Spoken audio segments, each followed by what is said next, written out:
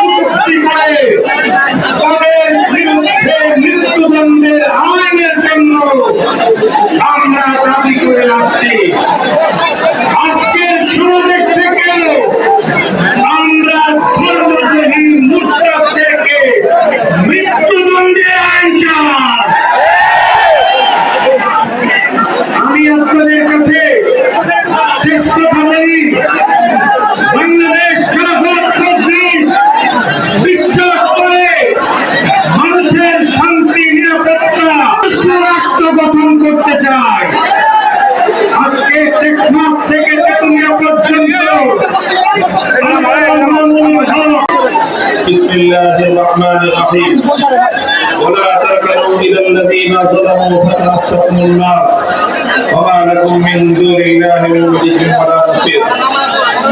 বাংলাদেশ খেলাফত মজলিস নেত্রকোনা জেলা শাখা কর্তৃক আয়োজিত আজকের এই গণসমাবেশে উপস্থিত সংগ্রামী সভাপতি, উপস্থিত বাংলাদেশ খেলাফত মজলিস ও সহযোগী সংগঠন সমূহের কেন্দ্রীয় জেলা নেতৃবৃন্দ, উপস্থিত নেত্রকোনার শীর্ষ ওলামায়ে কেরাম, বিভিন্ন প্রান্তিক অঞ্চল থেকে, বিভিন্ন থানা, উপজেলা ও ইউনিয়ন ওয়ার্ড পর্যায় থেকে সমবেত সংগঠনের নেতা কর্মী ও সর্বস্তরের তৌহিদি জনতা, নেত্রকোনা জেলাবাসী, আমি সর্বপ্রথম মহান রব্বুল আলামিনের শুকরিয়া আদায় করছি, যিনি বাংলাদেশের মানুষের বুকের উপর থেকে জগদ্দল পাথরের মতো চেপে বসা স্বৈরাচারী জালিম শেখ হাসিনা সরকারকে উৎখাত করে দিয়ে এদেশের মানুষকে মুক্ত আকাশে নিঃশ্বাস গ্রহণ করার তৌফিক এবং সুযোগ দান করেছেন। সেই রব্বুল আলামিনের দরবারে কালিমাতুশ শুকরের হাদিয়া পেশ করছি। আল্লাহুম্মা লাকাল হামদু ওয়া লাকাশ শুকর। আমি আজকের এই স্বাধীন মুক্ত বাংলাদেশে দাঁড়িয়ে শ্রদ্ধা করে স্মরণ করছি সেই সকল বীর শহীদদেরকে, যাদের অক্লান্ত ত্যাগ, কোরবানি এবং আত্মদানের বিনিময়ে বাংলাদেশে আজকে একটি স্বাধীন এবং একটি উন্মুক্ত পরিবেশ তৈরি হয়েছে। 2009 সালের পিলখানা ট্র্যাজেডিতে শাহাদাত বরণকারী 57 জন দেশপ্রেমিক সেনা কর্মকর্তা 2013 সালের 5ই মে শাপলা চত্বরে ঘুমন্ত হেফাজতের নেতা কর্মীদের যাদের উপর রাতের অন্ধকারে অতর্কিত হামলা চালিয়ে হত্যা করা হয়েছিল নবী প্রেমের অপরাধে, সেই সকল বীর শহীদান আশিকে রাসূল উম্মতদেরকে আমরা স্মরণ করছি।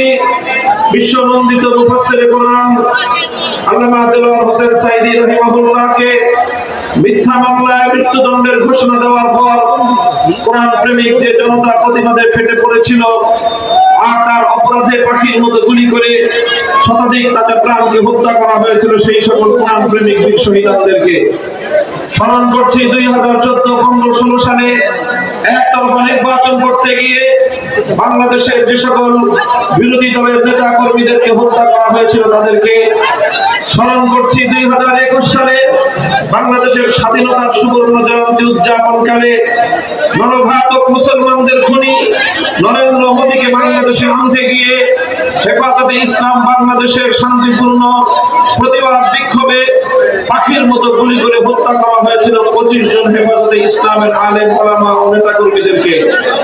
সর্বশেষ 2024 সালের জুলাই এবং আগস্ট মাসে সারা বাংলাদেশ জুড়ে প্রথমে কোটা সংস্কার আন্দোলন, তারপরে বৈষম্য বিরোধী আন্দোলন, অতঃপর স্বৈরাচার বিরোধী আন্দোলনে প্রায় 1.5 সহস্র আবার বৃদ্ধ বনিতা বাংলার ছাত্র জনতাকে শেখ হাসিনার নির্দেশে তার হেলমেট লীগ, হাতুড়ি লীগ, ছাত্রলীগ এবং যুবলীগের সন্ত্রাসীরা সহ প্রশাসনের মধ্যে ঘাপটি মেরে বসে থাকা শেখ হাসিনার পাঁচটা দালালদের টার্গেটকৃত কিলিং এর শিকার হয়ে হেলিকপ্টার থেকে গুলি করে নানা উপায়ে হত্যা করে গুলি করে যে সকল বাংলাদেশের ছাত্র জনতা এমনকি 3 বছরের শিশু থেকে বৃদ্ধা পর্যন্ত যাদের হামলা থেকে হত্যাকাণ্ড থেকে রেহাই পায়নি, সেই 1,500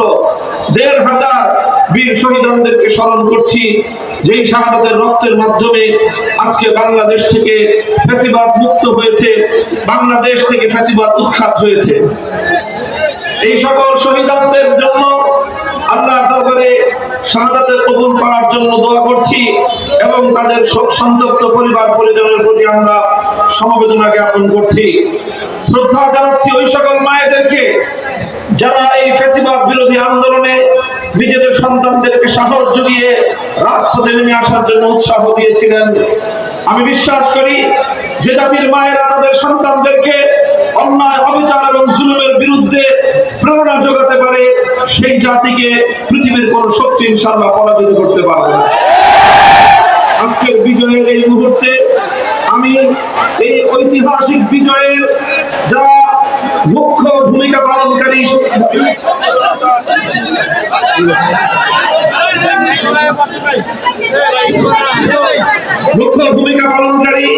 বীর ছাত্র জনতা সহ এদেশের সকল শেখ হাসিনা এবং তার স্বৈরাচারী 15 বছরের আমলের নির্যাতিত সকল রাজনৈতিক নেতৃবৃন্দকে আমি সতর্ক করে একটি কথা বলতে চাই।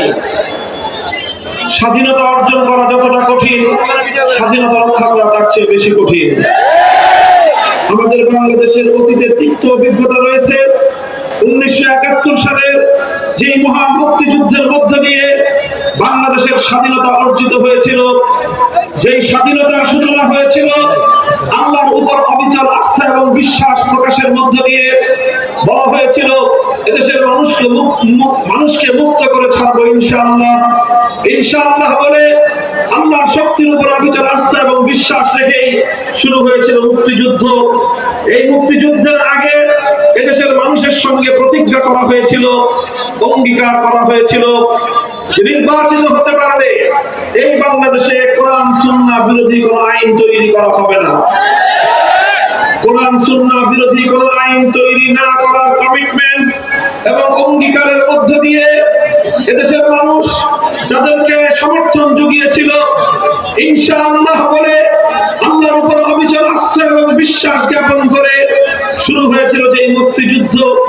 1971-এর 16ই ডিসেম্বর সেই মুক্তিযুদ্ধে বিজয় অর্জন হওয়ার কয়েক মাসের মধ্যেই এদেশের মানুষের হাজার বছরের ঐতিহ্যকে ভুলণ্ঠিত করে এদেশের মানুষের চিন্তা চেতনা এবং তাদের অভিপ্রায়কে দুপায়ে ধরে মুক্তিযুদ্ধের চেতনাকে পদদলিত করে ৭১-এর চেতনার বিরুদ্ধে ৭২-এর আরেকটি নতুন চেতনা দাঁড় করানো হয়েছিল।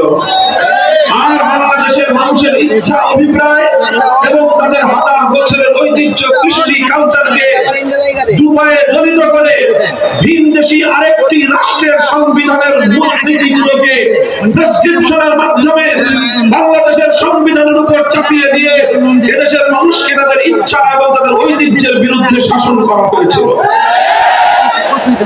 এভাবেই ১৯৭১-এর ডিসেম্বরে বিজয় অর্জিত হওয়ার কয়েক মাসের মধ্যে ছিনতাই করা হয়েছিল মুক্তিযুদ্ধ অর্জনকে।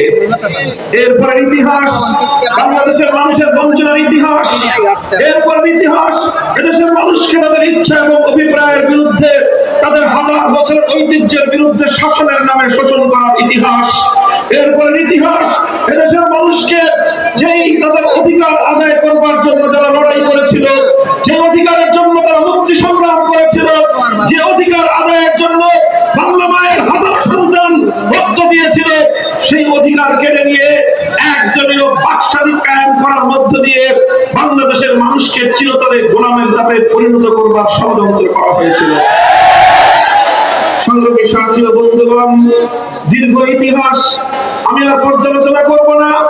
আমি শুধু এতটুকুই সতর্ক করতে চাই, যেভাবে ১৯৭১-এর মহান মুক্তিযুদ্ধের কিছুদিনের মধ্যেই মুক্তিযুদ্ধের বিজয়কে ছিনতাই করা হয়েছিল, ঠিক একইভাবে ২০২৪ সালের জুলাই আগস্ট বিপ্লবের মধ্য দিয়ে যেই স্বাধীনতা অর্জিত হয়েছিল, আজ সেই স্বাধীনতাকেও আবার সেই পরাজিত শক্তির দোসরেরা, আওয়ামী দুঃশাসনের পদলেহীরা, ইসলাম বিদ্বেষী আওয়ামী সরকারের কুলাঙ্গার সেবাদাসেরা আবার ২০২৪-এর সেই মহান বিজয়কে, সেই অর্জনকে আবার ছিনতাই করার পায়তারা চালাচ্ছে। শেখ হাসিনা বাংলাদেশের রাজনীতি করেছিল, তার রাজনীতির প্রধান বৈশিষ্ট্য ছিল দুটি। প্রথম হলো সে যে প্রতিশোধের রাজনীতি করেছিল, সে প্রতিশোধ নিয়েছে বাংলাদেশের মানুষের কাছ থেকে, সে প্রতিশোধ গ্রহণ করেছে বাংলাদেশের জনগণের কাছ থেকে। শেখ হাসিনা প্রতিশোধ গ্রহণ করেছে বাংলাদেশের রাষ্ট্রের কাছ থেকে। এই দেশটাকে তলাবিহীন ঝুড়িতে পরিণত করবার জন্য যা যা করতে হয় সবই শেখ হাসিনা করেছে। আর আপনারা শুনলে আশ্চর্য হবেন, শেখ হাসিনা শুধু বাংলাদেশের মানুষের কাছ থেকে প্রতিশোধ গ্রহণ করেনি, সে প্রতিশোধ গ্রহণ করেছে স্বয়ং তার দল আওয়ামী লীগের কাছ থেকে। শুনলে অনেকে আশ্চর্যান্বিত হবেন যে এটা কেমন কথা। লক্ষ্য করে বুঝুন, ১৯৭৫ সালে ১৫ই আগস্টের অভ্যুত্থানের পরে শেখ হাসিনা ঘোষণা করেছিল, যারা তার বাবাকে হত্যা করেছে তিনি তাদের কাছ থেকে প্রতিশোধ গ্রহণ করবেন। এরপর শেখ শুরু হলো তার রাজনীতি। ১৯৭৫-এর ১৫ই আগস্ট থেকে ২০২৪-এর ৫ই আগস্ট পর্যন্ত শেখ হাসিনা ৫০ বছরের রাজনীতি ছিল তার সেই প্রতিশোধ গ্রহণ করার অভিপ্রায়ের রাজনীতি। তিনি কাদের কাদের কাছ থেকে প্রতিশোধ গ্রহণ করেছেন? কারণ তার বাবাকে খুন করেছিল যারা, তারা ছিল আওয়ামী লীগরা। তার বাবাকে খুন করার পর রাষ্ট্র গঠন করেছিল, সরকার গঠন করেছিল যারা, তারাও ছিল আওয়ামী লীগের নেতা কর্মী। এরপর শেখ হাসিনা তিনি বলেছিলেন, এই অতি সম্প্রতিও বলেছিলেন, ১৯৭৫-এর ১৫ই আগস্ট ধানমন্ডির ৩২ নম্বর যখন তার বাবাকে হত্যা করে ফেলে রাখা হলো, এত বড় সংগঠন, হাজার হাজার লক্ষ লক্ষ নেতা কর্মী, কেউ তো সেদিন এগিয়ে আসেনি, কেউ তো সেদিন এগিয়ে আসেনি। তার অর্থ হলো শেখ হাসিনার অনেক অন্তরের মধ্যে এই আওয়ামী লীগের প্রতিও বিদ্বেষ ছিল এবং তিনি আর দিনে দিনে দেশের থেকে, দেশের জনগণের কাছ থেকে এবং এমনকি আওয়ামী লীগের কাছ থেকে তিনি প্রতিশোধ গ্রহণ করেছেন। তার যে বাবাকে হত্যা করা সহ তার পরিবারের হত্যাকাণ্ডের জন্য তিনি আওয়ামী লীগকেও দায়ী করতেন। আওয়ামী লীগ সেদিন ১৫ই আগস্ট কেন এগিয়ে আসলো না? তারাও শেখ হাসিনার দৃষ্টিতে আসামির কাঠগড়া বিদ্যমান ছিল। আর তিনি এভাবেই আওয়ামী লীগের রাজনীতিকে বাংলাদেশে এমন ভাবে মাটির নিচে ধসিয়ে দিয়ে গেছেন, আর কোনদিন যেন বাংলাদেশে কেউ আওয়ামী লীগের নাম নিয়ে মাথা উঁচু করে দাঁড়াতে না হয়। তিনি ব্যবস্থা করেছেন সুপরিকল্পিত চিন্তাশীল মানুষ থেকে থাকেন, যদি বিবেকবান মানুষ থেকে থাকেন, আপনারা আমাদের কথাগুলো চিন্তা করবেন। বাংলাদেশে গণ আন্দোলনের মুখে, গণবিক্ষোভের মুখে এর আগেও অনেক সরকার রাষ্ট্র ক্ষমতা ছেড়ে দিতে বাধ্য হয়েছে। জেনারেল হোসেন মোহাম্মদ এরশাদ সাহেব গণ অভ্যুত্থানের মুখে তিনি রাষ্ট্র ক্ষমতা ছেড়েছেন, কিন্তু দেশ ছেড়ে পালিয়ে যাননি। তিনি কারাগারে বন্দী হয়েছেন, বছরের পর বছর কারাগারে তিনি অন্তরীণ থেকেছেন, কিন্তু দেশের জনগণকে ছেড়ে, দলের নেতা কর্মীদেরকে ছেড়ে তিনি পালিয়ে যাননি। বেগম খালেদা জিয়া একাধিকবার আন্দোলনের মুখে ক্ষমতা ছাড়তে বাধ্য হয়েছেন, কিন্তু তিনিও দেশ ছেড়ে পালাননি, বরং অশীতিপর সময়ে জীবন মৃত্যুর সন্ধিক্ষণে দাঁড়িয়েও তিনি বছরের পর বছর অসুস্থ অবস্থায় আন্দোলন থেকেছেন, দলের নেতা কর্মীদেরকে এভাবে অরক্ষিত অবস্থায় রেখে তিনি পালিয়ে যাননি। শেখ হাসিনা কি করলেন? তিনি এই 5ই আগস্টের আগ মুহূর্তে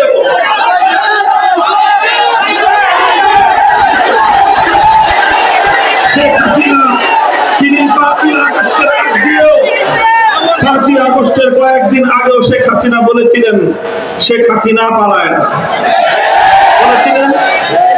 দেশের মানুষ শুনেছে, সারা পৃথিবীকে তিনি শুনিয়েছেন শেখ হাসিনা পালায় না, আওয়ামী লীগ পালায় না।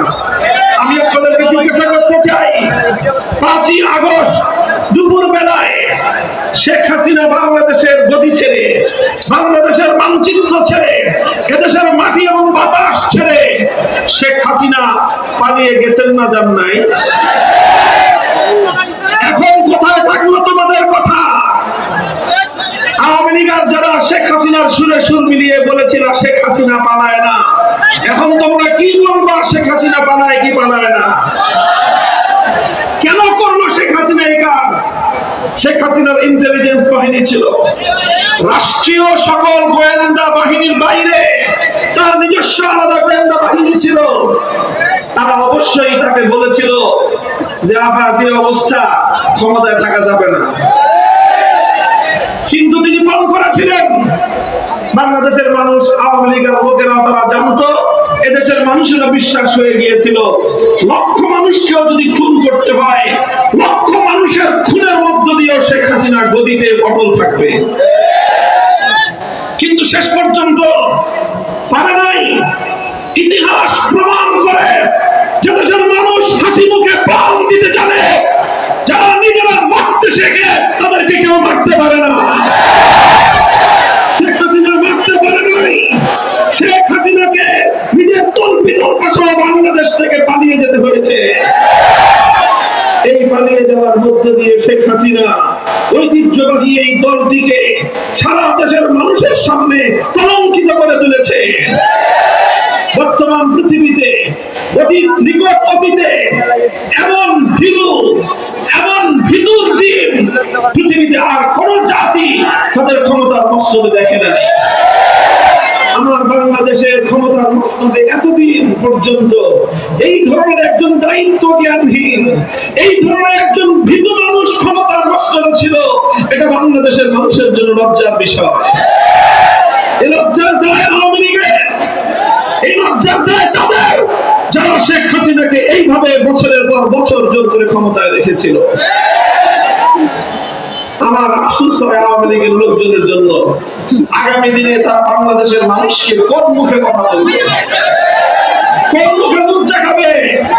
এই শেখ হাসিনার কথা আবার এসে বলবেন? যারা নিজের লক্ষ লক্ষ নেতা কর্মীদেরকে অরক্ষিত অবস্থায় রেখে শুধুমাত্র নিজের পরিবার পরিজনের লোকজনদেরকে নিয়ে, নিজের একটা ছেলে বিদেশে আগেই সেটেল করেছে, মেয়ে একটা ছিল ওটাকে ইন্ডিয়ায় আগেই সেটেল করে দিয়েছে, তারপরে যা আত্মীয় স্বজন যা ছিল সবাইকে আগেই পাচার করেছে।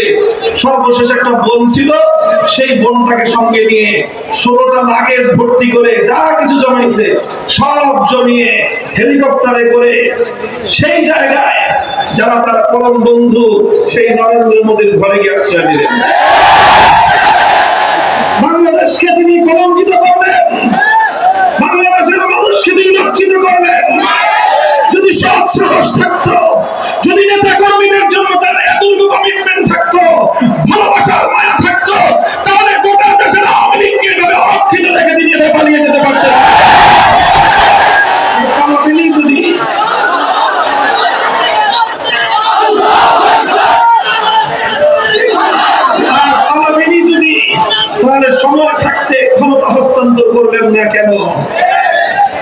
সাথী ও বন্ধুগণ, বলেছিলাম শেখ হাসিনার রাজনীতি ছিল প্রতিশোধের রাজনীতি। শেখ হাসিনা জানতো 15ই আগস্ট তার বাবা মাকে হত্যা করার জন্য আওয়ামী লীগ দায়ী। তিনি 50 বছর ধরে আওয়ামী লীগের বিরুদ্ধে সেই নাটক সাজিয়েছিলেন যাতে আওয়ামী লীগ আর বাংলাদেশে কোনোদিন রাজনীতি করতে না পারে। আওয়ামী লীগে যদি কোনো আসলে রাজনীতিবিদ থেকে থাকেন, যদি বাংলাদেশের রাষ্ট্র রাজনীতি নিয়ে আপনাদের কোনো কাজ করার আগ্রহ থাকে, তাহলে আমি আপনাদেরকে দুইটা পরামর্শ দিব। 1 নম্বর পরামর্শ হলো, প্রথমে আপনাদের বড় অপরাধ হয়ে গেছে যে এই ধরনের একজন মানসিক বৈকল্যের শিকার একটা মানুষকে এই জাতির উপর আপনারা বছরের পর বছর চাপিয়ে রেখেছেন। এটা আপনাদের মস্ত বড় অপরাধ হয়েছে। এই জন্য আপনাদের তওবা করা দরকার। একটা গণতওবার আয়োজন করেন। শেখ হাসিনার মতো কোন ফাঁসিবাদী নেতা নেত্রীকে আর কোনদিন আপনারা দলের নেতা বানাবেন না। আপনাদের সেই তওবা করানোর জন্য যা যা লাগে আমরা সব করব। 2 নম্বরের একটা পরামর্শ থাকবে, এই নামটাকে বদলায় ফেলেন। কারণ এই লীগ নামে যা কিছু হয়, এই সব এইভাবেই আস্তে আস্তে দিনে দিনে ক্ষয় হয়ে যায়। আওয়ামী লীগের আগে ছিল আওয়ামী মুসলিম লীগ, আওয়ামী মুসলিম লীগের আগে ছিল মুসলিম লীগ। বাংলাদেশে 1971-এর পরে 47 সাল থেকে 71 সাল পর্যন্ত মুসলিম লীগারদের অনেক দৌরাত্ম, অনেক জুলুম অত্যাচার বাংলাদেশের মানুষ দেখেছে। 71-এর পরে বাংলাদেশে মুসলিম লীগদেরকে তাদের হারিকেন দিয়েও খুঁজে পাওয়া যায় না। আর 71 থেকে 2024 সাল পর্যন্ত এদেশের মানুষের অনেক রক্ত খেয়েছেন আপনারা। এদেশের অনেক মায়ের বুক খালি করেছেন আপনারা। এদেশের আলেম সমাজের বিরুদ্ধে ষড়যন্ত্র করেছেন আপনারা। এদেশের ইসলামকে দমায় রাখবার চক্রান্ত করেছেন আপনারা। এদেশের সকল আলেম ওলামাদের কোরআনের মাহফিলগুলোতে 144 আপনারা জারি করেছিলেন। আমার কোন মাহফিল করতে দেন নাই বছরের পর বছর। আমরা কোরআনের কথা বলতে যাব, আপনারা দেন নাই। 144 দ্বারা জারি করেছেন। 144 দ্বারা জারি করে কোরআনের মাহফিলগুলোকে বন্ধ করে দিয়েছেন। এদেশের আলেমদেরকে আপনারা নির্যাতন করেছেন, জুলুম করেছেন, হত্যা করেছেন, খুন করেছেন।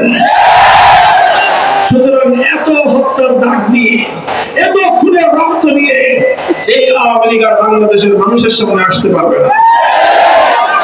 সংখ্যালঘুদের উপর আওয়ামী লীগ যে নির্যাতন চালিয়েছে, তার ইতিহাস, তার নজির ইতিহাসে খুঁজে পাওয়া কঠিন। আওয়ামী লীগ যেটা করত, সংখ্যালঘুদের উপর রাতের আধারে কালনাগিনি হয়ে ছবল মারত, দিনের আলোতে তারাই আবার ওঝা হয়ে থাকতে আসতো। এইভাবে নাটক সাজিয়ে ধর্ম সংখ্যালঘুদের তাদের নির্যাতন চালিয়ে, তাদের বাড়িঘর দখল করে, তাদের ব্যবসা প্রতিষ্ঠানগুলোকে দখল করে, আবার তার মায়া কান্না কেঁদে সংখ্যালঘুদেরকে একটি সিম্প্যাথি, সহানুভূতি অর্জনের হাতিয়ার হিসেবে ব্যবহার করেছে আওয়ামী লীগ। এখন আর বাংলাদেশে শেখ হাসিনাও নাই, আওয়ামী লীগের রাজনীতিও নাই, সংখ্যালঘুদের উপর নির্যাতনের ঘটনাও নাই। বিগত এই 2 মাস, প্রায় 2 মাস কাছাকাছি সময় বাংলাদেশের কোথাও কোনো সংখ্যালঘু নির্যাতনের ঘটনা ঘটে নাই। কোথাও কোনো মন্দির প্যাগোডা অথবা কোথাও কোনো বৌদ্ধদের সেই প্যাগোডা অথবা আপনার মন্দির এবং খ্রিস্টানদের গির্জা কোথাও হামলা হয় নাই। কারণ হামলা করবে যারা, সেই সকল কুশীলব নাটকের নায়ক নায়িকারা নাই। এই জন্য এখন সংখ্যালঘু নির্যাতনের ঘটনাও ঘটে না। আমরা আলেম সমাজকে বলেছি, হেফাজতে ইসলামের নেতা কর্মীরা, খেলাফত মজলিসের নেতা কর্মীরা গোটা বাংলাদেশে সংখ্যালঘুদের জান মাল এবং তাদের ধর্মীয় স্বাধীনতা রক্ষা করবার জন্য অনন্য প্রহরীর ভূমিকা পালন করেছে এবং করবে।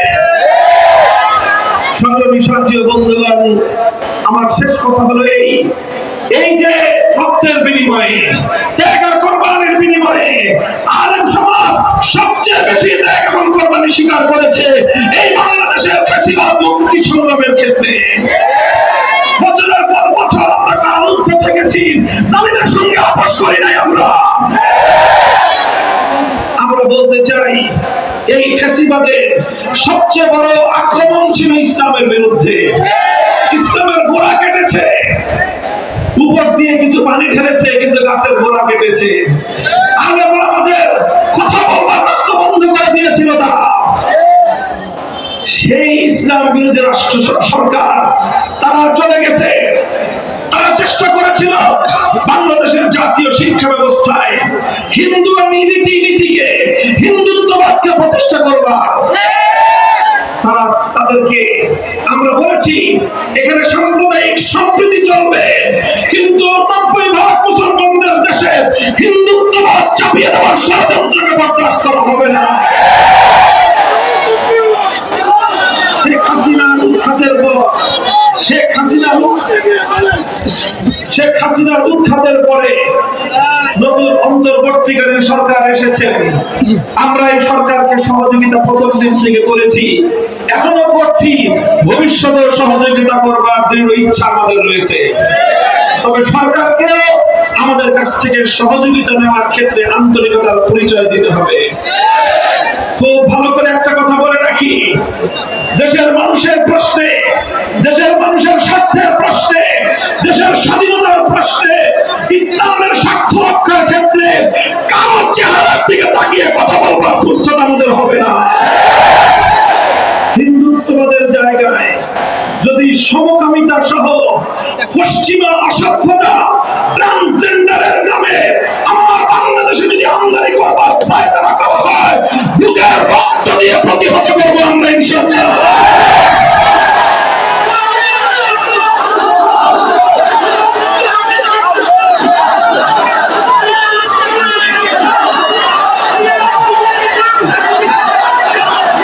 সংগ্রামী সাথী ও বন্ধুগণ, এটা আমাদের পরিষ্কার কথা।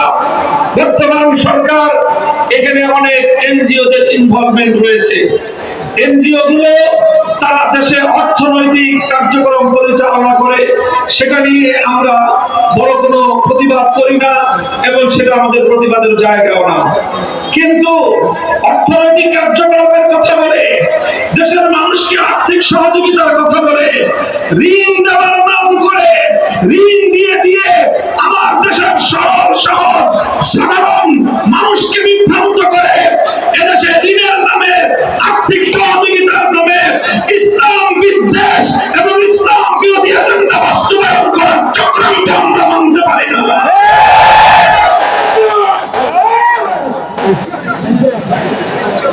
সংগ্রামী সাথী ও বন্ধুগণ, কথাটা খুব ভালো করে বুঝেন। দুইটা গুরুত্বপূর্ণ ইস্যু আমাদের। এই যে আন্তর্জাতিক অপরাধ নির্মূলের যে আইন, সেই আইনে সংস্কার করে বেশ কিছু বিষয়কে অন্তর্ভুক্ত করার পায়তারা চলছে। তার মধ্যে একটা হলো ট্রান্সজেন্ডারের নামে সমকামিতাকে বৈধতা দেওয়ার একটা পায়তারা চলছে। 2 নম্বর, ম্যারিটারিয়াল রেপ অর্থাৎ বৈবাহিক ধর্ষণ নামে বাংলাদেশের ঘরে ঘরে স্বামী স্ত্রীদের সম্পর্কটাকে একটা বিতৃষ্ণ সম্পর্কে এবং ঘরে ঘরে অশান্তির দাবানল চালিয়ে দেওয়ার পায়তারা চলছে। আরেকদিকে হলো জোরপূর্বক গর্ভধারণ। এই বিষয়গুলোকে মানবতা বিরোধী অপরাধ হিসেবে আখ্যায়িত করে স্বামীর অধিকার, আল্লাহ প্রদত্ত স্বামীর অধিকার, ইসলাম প্রদত্ত স্বামীর অধিকারকে জলাঞ্জলি দিয়ে ঘরে ঘরে দাম্পত্য কলহের আগুন জ্বালিয়ে দেওয়ার ষড়যন্ত্র চলছে। পশ্চিমা বিশ্বের পারিবারিক ব্যবস্থা ভেঙে খান খান হয়ে গিয়েছে। এখন তারা